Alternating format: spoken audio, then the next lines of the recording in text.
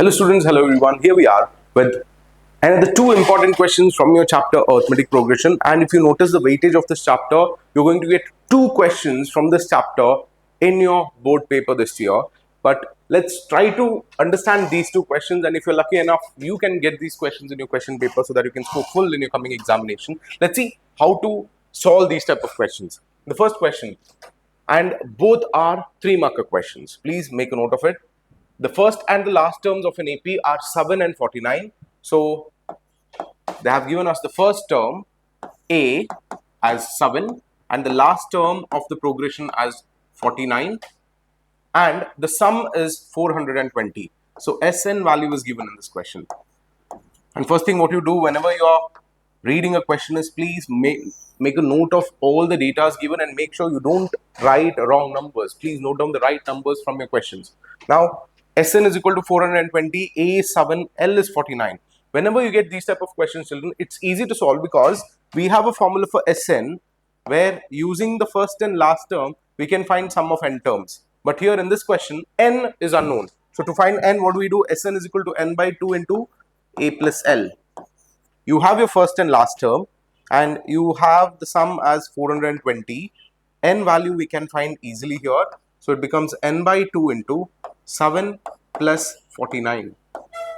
So if you look at this, take this 2 to the other side, it becomes 840 is equal to n into 56. Now we can directly get the value of n. What happens here? It's 840 divided by 56. 56 one time. And what is remaining if you remove 56? So then it is 5 times because it is 230, 560. So you get n is equal to 15. Yes, children?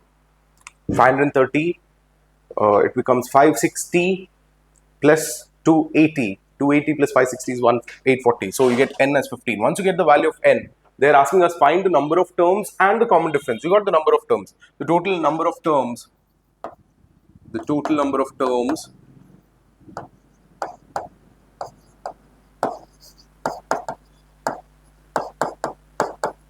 in AP is 15. Now they are asking us to find the common difference. How do you find the common difference? Since we know that this is the last term of the sequence, so if I'm writing A15, this value will give you A15, right children? A15 is given as 49. So here we can use the formula AN is equal to A plus N minus 1 into D. We know what is AN. AN is 49 here. And you know the value of A, which is 7. And you can easily write 15 minus 1, 14D here. Take it to the other side. You get 42 is equal to 14D.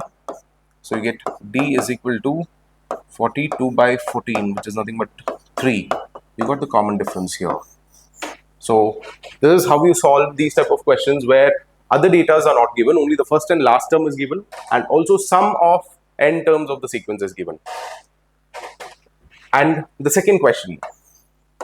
If you notice in this question, other than AN, nothing else is given. They have told find the sum of first 20 terms of AP and the nth term of the sequence is given.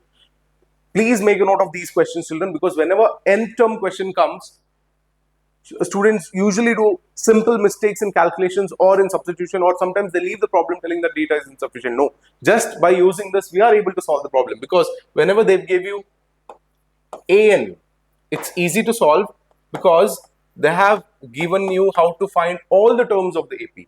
Now what do you do? When you substitute n as 1, you get your A. So A is 3 into 1 plus 2. So you got your A as 5. If you substitute n as 2, you got your second term. You can get A2, which is nothing but 3 into 2 plus 2. So that becomes 6 plus 2, which is 8. You got your A2. And you can find the common difference by writing A2 minus A1. So here 8 minus 5, you got your common difference as 3.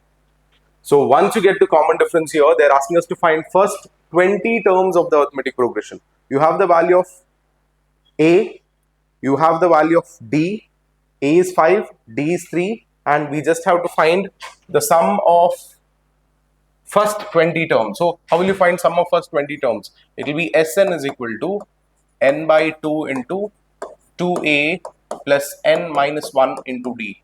it's easy to solve here because we know the value of n, because n is 20, and we also know the value of d, which is 3, and we also know the value of a. So a is 5 and d is 3. If you're using this, what happens, children? It's 20 by 2 into 2 times 5 plus 20 minus 1 into 3. So if you're simplifying here, you get 10 into 10 plus 19 into 3. So what is the answer here? 19 into 3 becomes 57. 57 plus 10 here is 10. Get 67. 10 into 67, you get 670.